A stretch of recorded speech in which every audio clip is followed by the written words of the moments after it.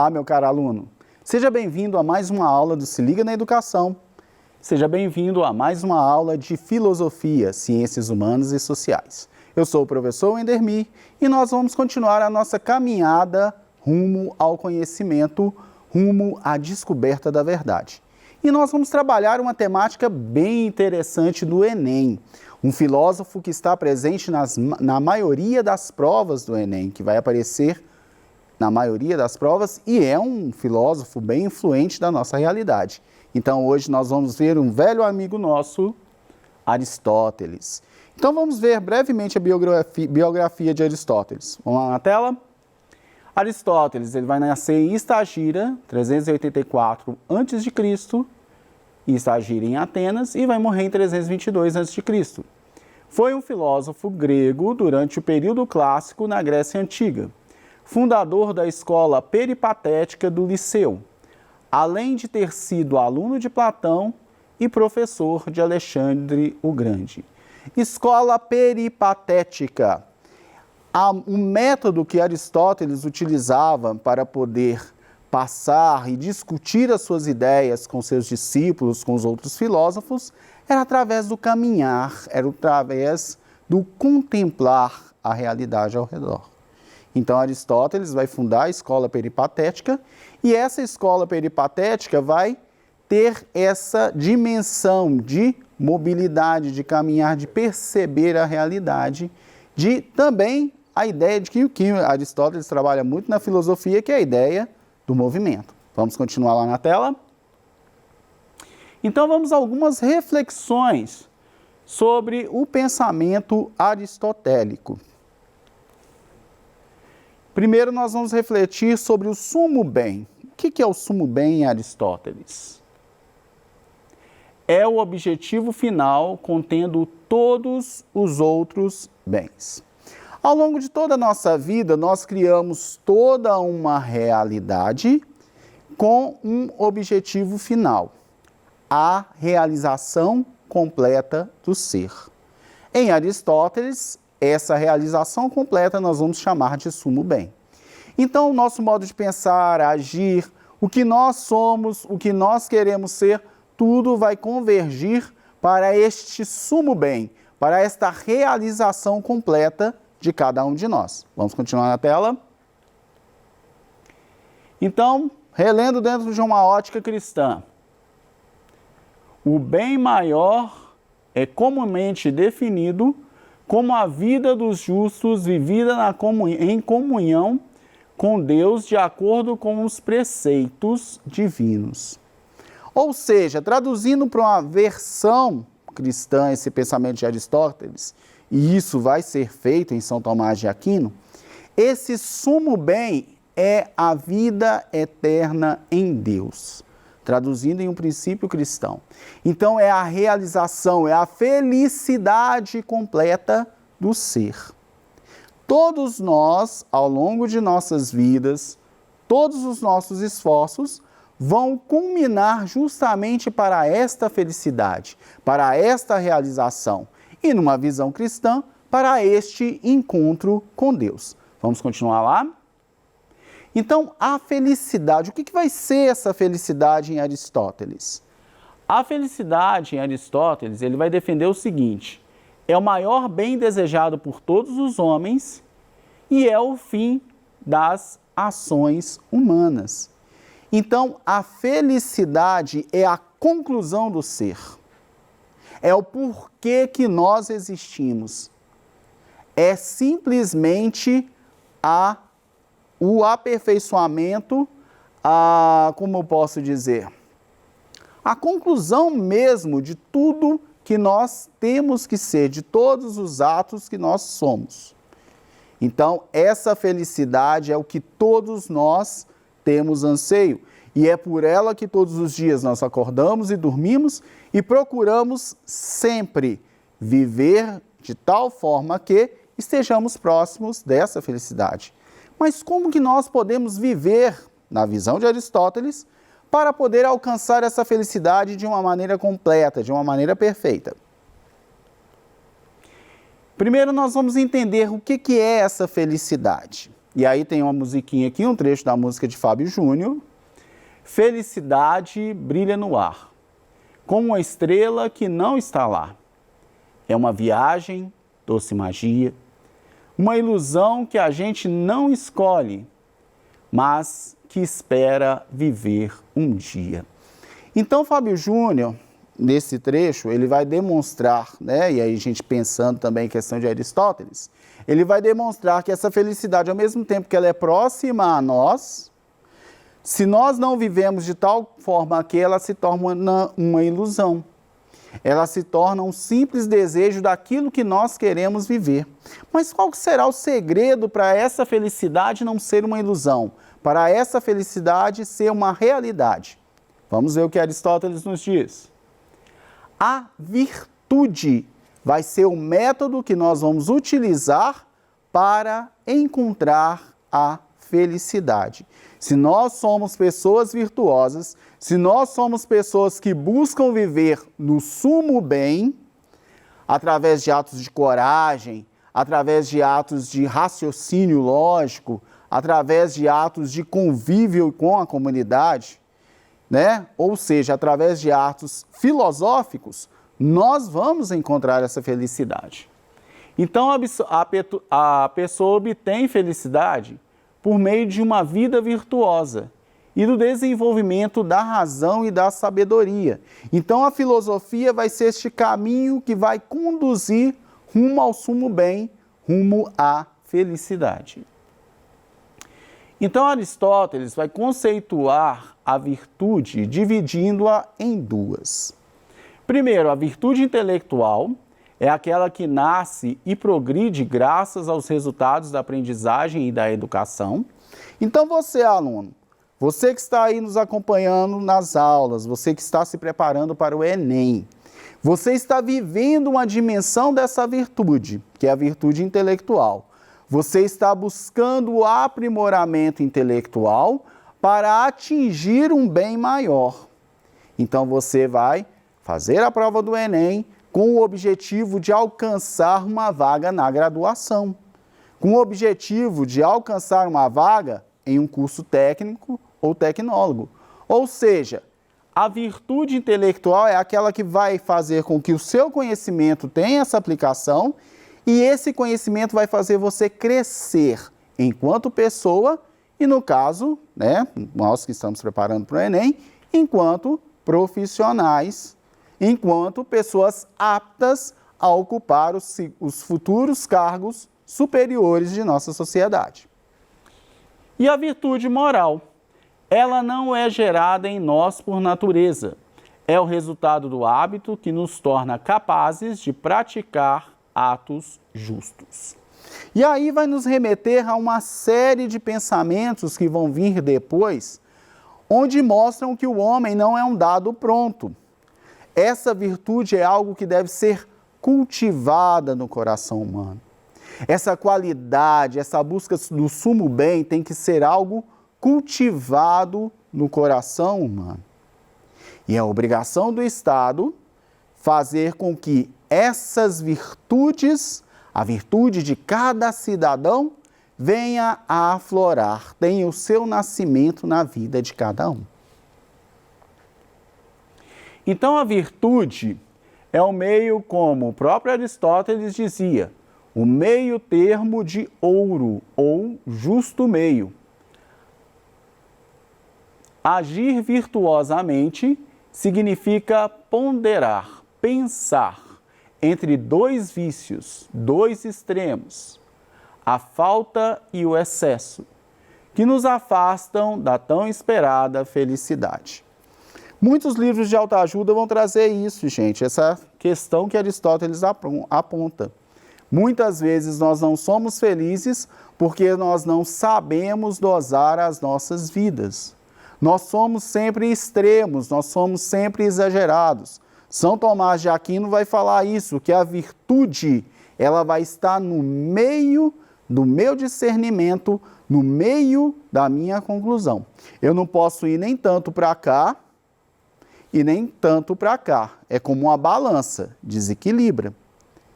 E Aristóteles vai dizer, olha, a partir do momento que o peso central, que o peso dessa balança está no eixo central, eu vou ter o equilíbrio para poder conquistar esta felicidade. Nós somos seres que originalmente vivemos nossas paixões, nossos desejos, nossos vícios. E Aristóteles vai propor isso, olha, você tem que superar esses vícios, superar esses desejos por um bem maior, que é o quê? Justamente a sua verdadeira virtude, a sua verdadeira qualidade, o seu verdadeiro eu. O que há de bom em nós, que muitas vezes nós negligenciamos por falta deste equilíbrio. Então Aristóteles vai trabalhar justamente isso, olha, nós não vamos ser felizes se nós não percebermos e não trabalharmos o sumo bem que existe em nós. Vamos lá continuar? Para Aristóteles, não existem virtudes inatas. Todas se adquirem pela repetição dos atos, que gera o costume. E esses atos, para gerarem as virtudes, não devem desviar-se nem por defeito, nem por excesso, pois a virtude consiste na justa medida, longe dos dois extremos. Para Aristóteles, ninguém nasce sabendo o que é certo e o que é errado. Isso é cultivado, isso é trabalhado. Você, aluno, você, para chegar no nível que você chegou hoje, para você estar já na conclusão do ensino médio, para estar já aspirando uma vaga na faculdade, você teve todo um trabalho virtuoso para chegar até lá. Desde o primeiro momento que você pegou lá no primário o lápis em sua mão, até hoje que você já está definindo que carreira você deseja seguir para o futuro. E quando chegar lá, ainda vão ter que ser desenvolvidas mais virtudes, vão ter que ser desenvolvidas mais qualidades. E Aristóteles vai dizer justamente isso. É algo que nós iremos construindo à medida que aprofundamos no nosso autoconhecimento. E aí a gente vai lembrar um pouquinho de Sócrates, não conhece-te a ti mesmo.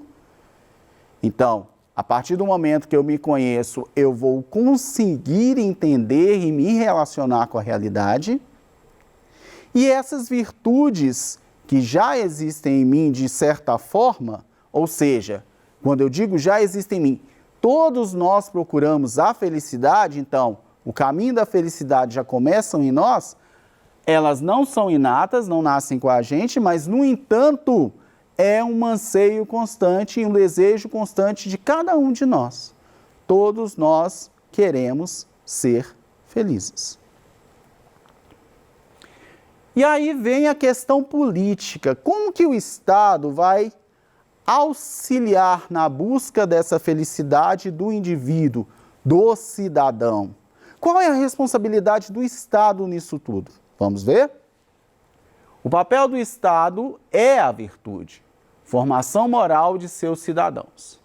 Aristóteles ensinava que a ética e a política estão intimamente relacionadas, pois ele definia a política como a ciência de criar uma sociedade na qual o homem poderia viver uma vida boa e desenvolver todo o seu potencial. A educação, que é um direito de todos os cidadãos, para o Estado é uma obrigação que seja aplicada a todos os cidadãos, daí a obrigatoriedade do estudo, né, para todos aqueles que são menores de idade, né? E o objetivo é justamente esse, desenvolver a potencialidade para a autorrealização. Traduzindo o que seria essa felicidade para nós hoje, aqui na visão de Aristóteles. Então, a educação pública é justamente esse papel que o Estado assume de desenvolver as virtudes dos seus cidadãos. Na educação pública, meu caro aluno, é que você conseguiu definir, olha, eu sou muito bom em matemática, então eu vou para áreas do conhecimento, lá na graduação, no curso superior, voltados para a matemática. Então eu vou para uma engenharia, eu vou para uma física e por aí vai. Então, é justamente através da educação que nós iremos desenvolver essas virtudes para a construção do nosso ser rumo a essa felicidade. Então, a função do Estado: formação moral de seus cidadãos. Entender que ética e política estão intimamente relacionados. Então, talvez a grande crise que nós temos ao discutir as questões políticas é justamente que às vezes falta um pouco de ética em algumas administrações, em algumas determinações que não vão garantir para todos o acesso à educação, por exemplo. Então, quando a gente está numa situação como essa de pandemia e, de repente, a Secretaria de Educação propõe um estudo remoto para que todos tenham acesso, é justamente o que a ética pede. Então, o Estado, a Secretaria de Estado da Educação, está proporcionando, mesmo neste momento de pandemia, o desenvolvimento da virtude de seus cidadãos, de seus alunos, através das videoaulas, através do PET e de tantos outros mecanismos que estão sendo utilizados nas escolas para o desenvolvimento do conhecimento acadêmico, para o desenvolvimento das virtudes. Agora, você, aluno, tem que abraçar, porque além de ser um direito seu, é um dever seu enquanto cidadão, se aperfeiçoar, crescer, ser mais. Vamos continuar? Então, a política em Aristóteles é a ciência de criar uma sociedade na qual o homem poderia viver uma vida boa e desenvolver todo o seu potencial. Portanto, de acordo com o filósofo, o papel do Estado e da comunidade é o de proporcionar uma vida boa dos seus membros. Então, quando a política ela trabalha em favor do cidadão, em favor do indivíduo, proporcionando a qualidade de vida, uma qualidade de vida, esta política está seguindo o seu sentido original, o sentido de preservar, o sentido de conservar a busca do cidadão por sua felicidade. Isso é realizado no preservar a vida das pessoas, ao evitar a injustiça e permitir que os cidadãos sejam pessoas virtuosas e felizes. Aristóteles acreditava que o Estado é superior ao indivíduo. Quando eu penso em Estado superior ao indivíduo, eu penso em um bem geral, em um bem comum, em um bem maior. E esse Estado tem por obrigação garantir como administrador que a vida de todos aqueles que pertencem à polis, todos aqueles que pertencem às cidades, tenham suas qualidades desenvolvidas através dos seus direitos, através dos seus deveres. E aí, para a gente refletir um pouquinho, um quadrinho da Mafalda, que eu gosto muito, bem crítico, e sempre cai nas provas do Enem. Vamos lá? As pessoas esperam que o ano que está começando seja melhor que o anterior.